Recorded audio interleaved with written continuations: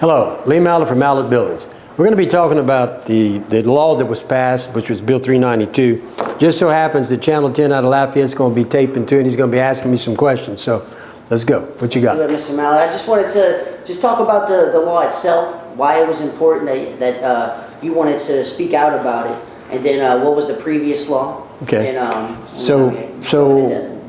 For 15 years I've been trying to change this law. I've been on the board for 15 years. I've been chairman for almost 7, maybe 8.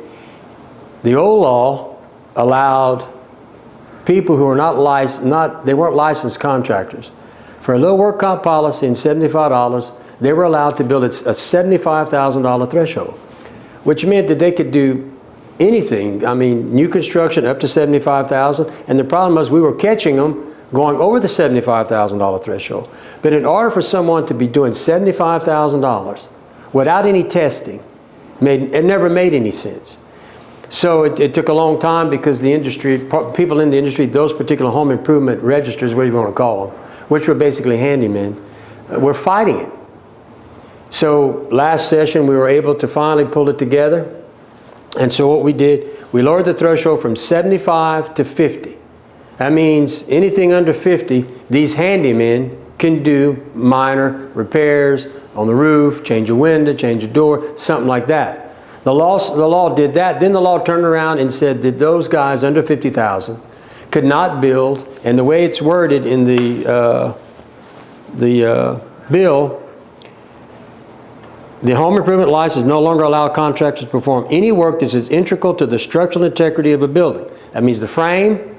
This means that if the work involves critical components like footings, foundations, outside walls, the building skeleton, bearing columns, or load-bearing walls, it cannot be done under a home improvement license. That's the big change. They should have never been allowed to do that unless they wanted to become licensed residential contractors, be tested and go through the CIs, be a real licensed contractor. They were skirting the law by using this little home improvement registration. So the law basically lowered the threshold, and they can no longer build any structure that includes the things I've just said. Why is that important? Well, in Calcasieu Parish alone, there was probably 400 fraud cases. Where it really starts getting in trouble is during a storm. They come in from all over the country, and they get a hold of elderly people, people who just don't understand, and they're good. They can talk. They talk them out of their money. And it's amazing to go to every meeting and see all the people in that time frame, the last 15 years, and not just during storms. These guys would go in and convince people, and they'd either leave with their money, do shoddy work.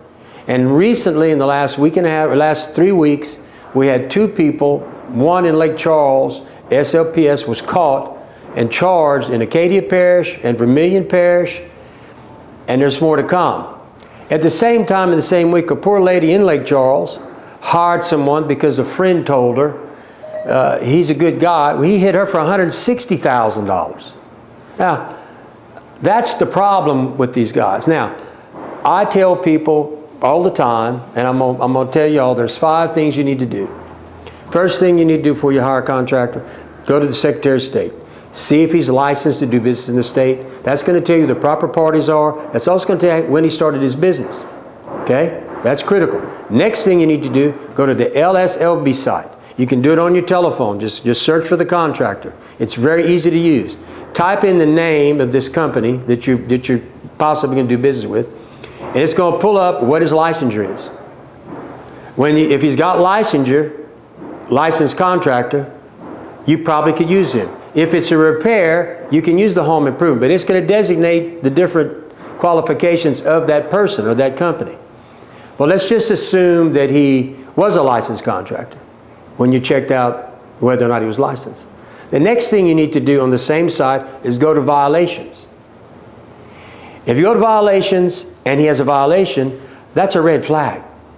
That's a serious red flag. That means we have caught him breaking state contractor law. You can use him, but you must be very careful about what possibly could happen. That's my personal opinion. If he's got violations, I would have a hard time. Okay?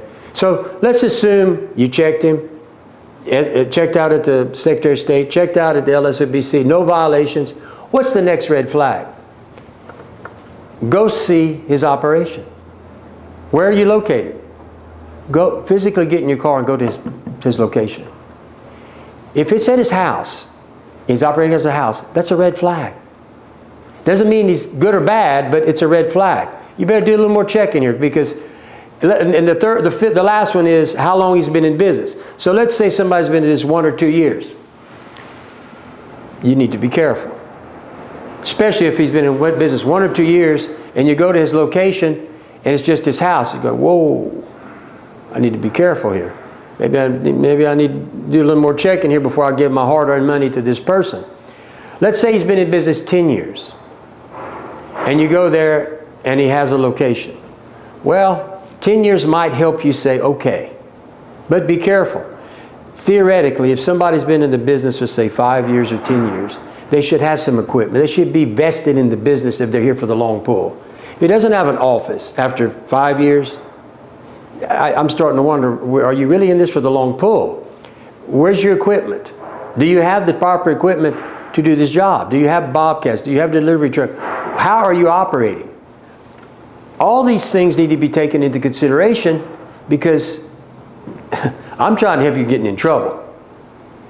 I'm not telling you where to spend your money. You can spend your money wherever you want. But I'm telling you, you check these flags out, it's going to give you a chance to make a good decision. And that's all I'm asking you to do. Where you spend it's your business. If you want to take a chance on somebody, fine. But I'm warning you, if something happens, you'll be just like all those other people who come up to the board every month crying because somebody took their money. Then you got to hire an attorney, go file charges. It's a mess. Don't put yourself in that box. It's just not a good thing. So anyway, that's my response to your question. Yeah. So what this new law does, it really does help with fraud and stuff like that. Because we deal with a lot of, we notice like after storms, like you said, people come in and they're claiming that they can help out with people's houses. But frankly, if they're out of state, that'd be a red flag too. Yeah. You know, I hadn't brought that one up, but if you're an out-of-state contractor coming into Louisiana, especially after a storm, I'd be very leery based on what's occurred the last storms. They follow in storms. They're just moving in and moving out. And if they do any work and it's bad, how are you going to get them back? How are they going to warrant their work? They're not coming back. They're going back wherever they come from. That's a red flag too. Out of state's a red flag.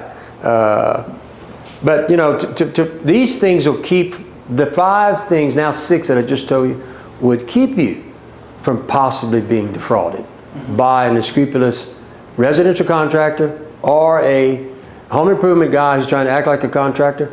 In fact, it also applies to commercial buildings too. You know, just check out, check out the people you're doing business. Just don't be, look, that lady that lost $160,000, a friend said, oh, he does good work. I would recommend you don't listen to a friend and say, well, okay, you recommended, good, but I'm going to check my other flags. Otherwise, you're going to possibly be defrauded, and I hate to see that happen to anybody. And really, the worst thing about it, it makes us look bad in our trade. Those guys need to get out of the business. They shouldn't be in the business. In my personal opinion, I want to get them out. I mean, if they want to be licensed contractors, they want to follow the law, they want to do what's right, great. But if you're not going to do that, go be something else. Don't stay in our trade. Because that's our real objective at the State Contractors Board, is to police, which was over 27,000 commercial contractors, close to 4,000 residential contractors, and I think 2,000 home improvement contractors. So you think this new law will help prevent people? No question about it. Why they took me 15 years to get it done. It was fought so hard. It really, what helped get it done was the storms. There was such a catastrophe of people getting hurt that finally the people yelping about it lost, because the legislators realized we need to do something. There we go. Yeah, and so the storms finally brought it to light. Thank God for that. Yeah, well, that's good. Anything else? You talked a lot. I don't even think I need to ask you any more questions. You seem like you were ready for it. Well, I talk about it all the time. I go live, but I'll say this: if anybody, I am chairman. If you ever need any questions answered, you're welcome to call me on my cell number. Everybody's got my cell number. It's 337-515-2154. I'll lead you in direction, or I'll give you what I would do. But just be careful. Be careful. Don't get caught up in this stuff. There's a lot of guys out there that they're not in it for the long pull. They're in for the short run. That's why I got to be careful, because they will take your money. There's plenty of proof of that. So once again, just be careful. There we go. Yeah, that was good. That was good, Mr. Lee. Can I get I see that folder, it says like the whole thing on it. Can you, I just want to be able to like. Well, that's my note section. This is the actual law. You don't have the law? No, we do. I just like. But this is my as note. far as, That's like, footage, you know? Yeah, that's it. Yeah, B-roll. Like pretend like you're analyzing it.